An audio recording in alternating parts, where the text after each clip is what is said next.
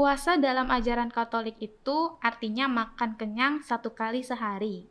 Lantas, apa boleh kita makan cemilan? Nah, ini curang namanya ya.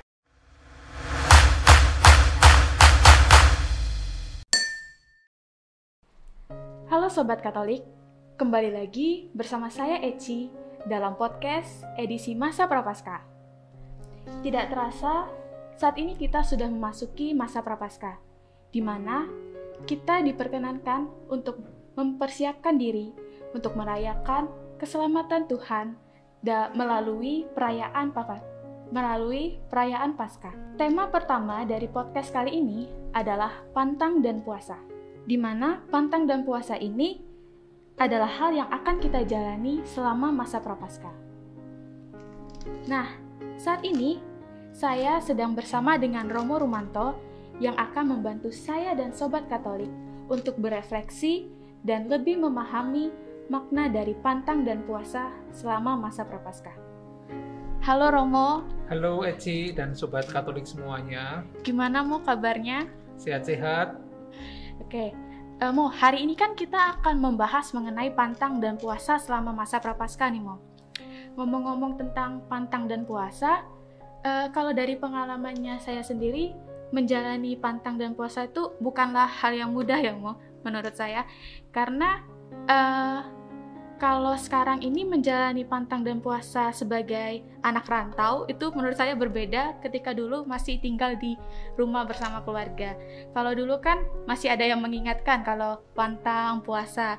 Cuman kan kalau sekarang itu kan sebagai anak rantau yang tinggal sendiri, lebih bertanggung jawab terhadap diri sendirinya tuh lebih besar gitu Mo. Apalagi dalam menjalani pantang dan puasa. Kayak harus ingat hari ini pantang, hari ini puasa gitu Mo.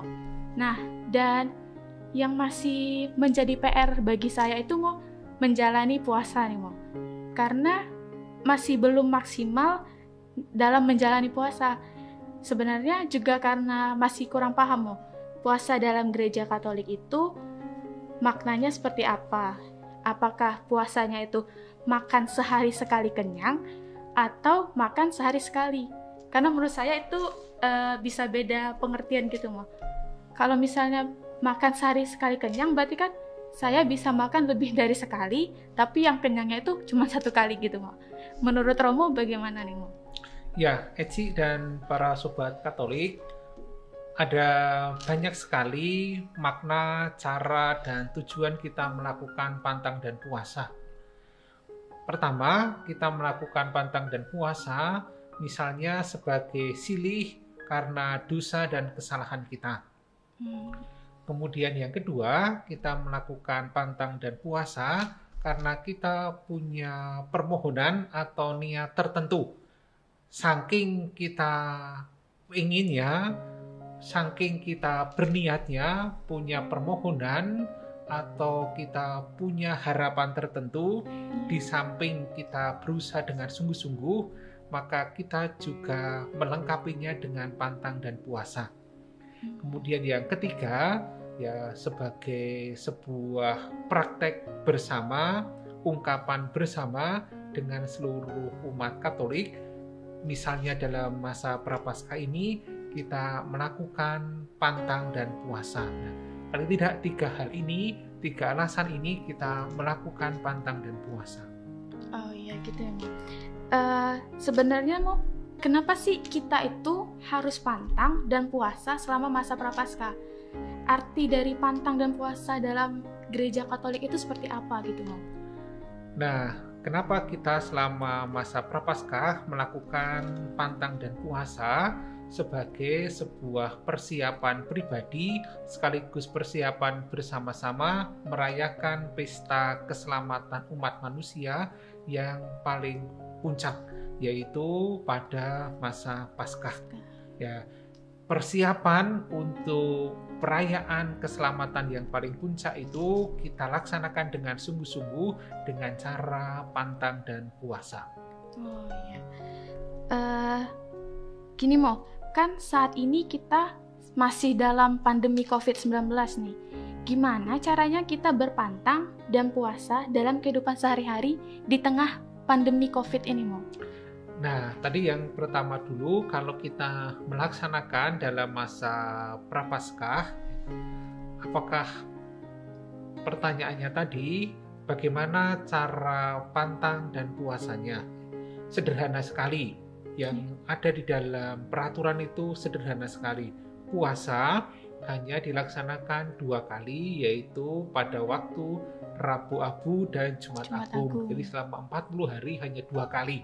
Ya. Dan juga makan atau minumnya itu sederhana sekali, yaitu hanya makan kenyang 1 kali. Kalau biasanya kita makan itu 3 kali, semuanya kenyang atau terlalu kenyang semua. Ya, sekarang kita makannya tetap 3 kali, tetapi yang kenyang hanya 1 kali, mau pagi atau siang atau malam. Ini adalah yang minimal, tetapi tentu kita bisa menambah atau memperberatnya. Misalnya kita makan 3 kali, tidak kenyang semuanya. Nah, sementara pantangnya setiap hari Jumat. Nanti kalau Eci bertanya atau para sobat Katolik bertanya, apakah bisa menambah? Bisa. Ketentuan itu adalah ketentuan yang paling minimal. Maka kalau kita mau menambah atau memperberat, bisa. Tetapi jangan diperingan ya, karena itu sudah ringan. Ya, maksudnya kalau setiap Jumat kita mau berpuasa, artinya makan kenyangnya hanya 1 kali di antara 3 itu sangat boleh. Atau selama 40 hari kita berpuasa terus, jadi makan kenyangnya hanya 1 kali, yang lain tidak kenyang juga boleh. Ya, itu adalah niat pribadi masing-masing. Maka cara ngeceknya gampang. Nanti kalau selama 40 hari berat badan kita itu tambah, tidak berkurang, ya berarti ini tidak melaksanakan pantang dan puasa gitu ya. Berarti kalau berkurang melaksanakan gitu ya, Mo. Nah, itu kan yang paling mudah. Iya. Romo, tadi kan saya sudah sempat menyampaikan nih pengalaman saya ketika menjalani pantang dan puasa. Kalau dari Romo sendiri nih, dalam menjalani pantang dan puasa itu, Romo bagaimana menjalaninya? Ya, kalau mengikuti kebiasaan bersama selama masa Prapaskah, ya kita bersama-sama mengikuti apa yang terjadi di dalam masa Prapaskah ya, sebagai umat Katolik. Ya, hukum dan peraturannya yang bersama-sama kita lakukan, kita melaksanakannya. Puasa waktu Rabu Abu dan Jumat Agung, pantang setiap hari Jumat. Kemudian bagi saya pribadi, kalau saya punya niat, punya permohonan, ya misalnya dulu waktu mau ujian, waktu mau SMA maupun waktu kuliah, di samping belajar dengan sungguh-sungguh, menambahinya juga dengan pantang atau berpuasa. Ya. Mengurangi makanan sebagai bukti kesungguhan saya mempersiapkan ujian dengan sungguh-sungguh. Seperti itu. Nah, Mo, ada nggak sih pengalaman yang menarik selama Romo menjalani pantang dan puasa? Ya, secara khusus pada saat-saat penting, ya, misalnya saya ceritakan tadi waktu ujian, ya ujian SMA maupun ujian waktu kuliah, ketika dilengkapi dengan berpantang atau berpuasa, ya dulu saya berpuasa sama makan kenyangnya hanya 1 kali di antara 3 itu, maka fokus saya, perhatian saya, konsentrasi saya untuk belajar itu jauh terbantu. Itu keuntungannya dengan melengkapi pantang dan puasa. Berarti Romo mempercayai ya bahwa dengan berpantang dan puasa itu dapat membantu permohonan lebih terkabul gitu ya, Mo? Ya, paling tidak niat saya dan tindakan saya lebih fokus, lebih konsentrasi. Nah, Mo, beberapa hari yang lalu kan kita membuka Q&A nih di Instagramnya Kampus Ministry. Nah, jadi sekarang ada beberapa pertanyaan dari Sobat Katolik yang masih bingung nih mengenai pantang dan puasa. Gini. Dari yang pertama itu pertanyaan dari Bui Diarini _ kenapa kita harus berpuasa juga ketika kita sudah berpantang atau sebaliknya? Terima kasih. Gimana nih, Mo? Puasa yang ditetapkan dalam peraturan hanya 2 kali, Rabu Abu dan Jumat Agung, sementara setiap Jumat itu hanya berpantang. Maka kalau saya sudah berpuasa, ya sekaligus kan sudah berpantang, tidak melaksanakan dua-duanya. Oh gitu. Ya. Selanjutnya nih mau pertanyaan dari Ditanyol. Penting pantang dianjurkan setiap hari Jumat. Puasa ketika Rabu Abu dan Jumat Agung. Bagaimana selain dengan hari itu? Ya, selain hari itu, kalau kita mau mengikuti yang standar, tuntutan yang paling minimal, ya kalau sudah melaksanakan Rabu Abu, Jumat Agung, dan setiap Jumat, kita sudah mengikuti yang tuntutan paling minimal. Tapi kalau kita punya niat pribadi untuk semakin lebih baik, ya kita bisa menambah seturut dengan kehendak dan niat kita masing-masing. Berarti kalau menambah boleh, tapi kalau mengurangi nggak boleh? Ya, kan sudah ringan sekali, makanya dikurangi, nanti nggak ada pantang dan puasanya selama 40 hari. Ini dari akun yang sama, dari Ditanyol. Puasa dalam ajaran Katolik itu artinya makan kenyang 1 kali sehari. Lantas, apa boleh kita makan cemilan? Nah, ini curang namanya ya. Jadi, makannya biasanya 3 kali. Kemudian sekarang kenyangnya cuma 1 kali. Yang lain tidak kenyang, lalu ditambah dengan cemilan-cemilan ya. Itu nanti makannya jadi 10 kali dong. Ya, tetap kita punya kebiasaan makan berapa kali. Kalau kebiasaan makannya 2 kali ya tetap 2 kali, yang kenyang 1 kali. Kalau kebiasaan makannya itu 3 kali sampai kenyang sekali, kalau orang Jawa bilang kemelakaran, sekarang kita kenyangnya cuma 1 kali dan jangan kenyang-kenyang gitu. Pertanyaan dari Immanuel Mariano _ bagaimana awal mula tradisi pantang dan puasa? Tradisi pantang dan puasa di dalam hidup rohani itu sudah sangat panjang ya. Pada Perjanjian Lama, Raja Daud ketika dia ditegur setelah merebut Batseba secara tidak baik, ditegur oleh Nabi Nathan, apa yang dilakukan? Dia juga melakukan pantang berpuasa ya, menyesal dan berpuasa tidak makan. Atau ketika Nabi Yunus dikirim Tuhan ke Niniwe untuk mewartakan pertobatan, apa yang dilakukan oleh orang-orang Niniwe? Memaklumkan puasa selama 40 hari, manusia dan ternak. Di dalam Perjanjian Baru, ya, Yesus juga pernah ditanya, kenapa murid-murid Yohanes berpantang dan berpuasa, tetapi murid-muridmu tidak? Yesus mengatakan, selama mempelai laki-laki masih ada, maka mereka tidak akan berpuasa. Nanti ketika mempelai laki-laki, yaitu Yesus sendiri, tidak ada, waktu dia mengalami sengsara, para murid juga berpuasa. Maka kebiasaan berpuasa sudah sejak lama. Dalam Perjanjian Lama, Perjanjian Baru, Gereja Perdana, sejarah gereja pasti juga sampai sekarang ini. Ya, tadi dengan 3 alasan yang tadi saya kemukakan di depan.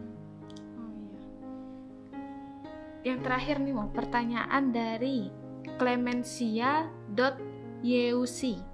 Kak mau tanya, kalau misal saya lupa tidak puasa selama 40 hari itu, berdosa nggak? Nah, udah menyangkut dosa nih, Mo. Gimana, ya, Mo? Kalau lupa sungguh-sungguh, ya tidak bisa dikatakan sebagai tindakan dosa. Tetapi kalau 40 hari lupa, terus ya masa ya lupa ya? Itu bukan lupa ya, 40 hari. 40 hari. Tapi kalau pas lupa, oh ini hari Jumat atau saya lupa tidak pantang atau tidak puasa, ya saya bisa mencari gantinya besok begitu ya. Diingat-ingat dengan sungguh-sungguh ya, dengan dengan mengingat menjadi tanda saya sungguh-sungguh mau menjalani perbaikan dan perubahan hidup. Rasanya kok nggak mungkin ya kalau 40 hari lupa semua. Gitu. Berarti misalnya kalau Jumat di minggu pertama nggak pantang nih, itu bisa kita ganti di hari yang lain ya, Mo? Bisa. Ya. Nah, Mo,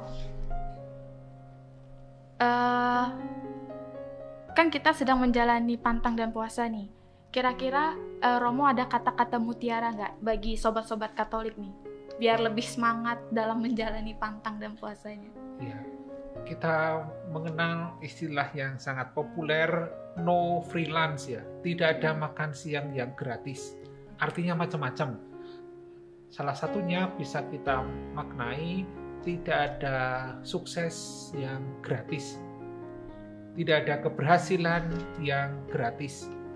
Pantang dan puasa membantu kita ya, selain mengatur soal makan dan minum, tapi juga mengatur hati dan pikiran kita untuk fokus, untuk konsentrasi atas apa yang sedang kita kerjakan. Karena tidak ada makan siang yang gratis, no freelance. Semua keberhasilan membutuhkan usaha, fokus, perhatian, kerja keras, kerja yang cerdas, dan dengan pantang dan puasa membantu kita semua untuk memiliki kondisi pikiran yang fokus, pikiran yang penuh perhatian, kerja keras, kerja cerdas, sehingga kita memperoleh keberhasilan. Jadi, Sobat Katolik, semoga dengan apa yang telah kita bicarakan, apa yang telah kita diskusikan saat ini dapat membantu Sobat Katolik dalam berefleksi dan lebih memahami makna dari pantang dan puasa itu sendiri, di mana kita sebagai umat beriman dapat bersungguh-sungguh menjalani pantang dan puasa sebagai kesempatan yang berharga bagi diri kita pribadi untuk mempersiapkan diri merayakan puncak karya penyelamatan Tuhan dalam perayaan Agung Paskah. Nah, Romo, terima kasih atas waktunya, atas sharingnya pada saat ini. Dan sekian dulu Sobat Katolik pembicaraan kita pada kali ini. Sampai ditemu di podcast selanjutnya di tema kedua, yaitu tentang pertobatan. Terima kasih. Terima kasih Eci dan para Sobat Katolik. Selamat memperbarui diri dan bertumbuh selama masa Prapaskah ini. Amin. Terima kasih Romo. Terima kasih Sobat Katolik.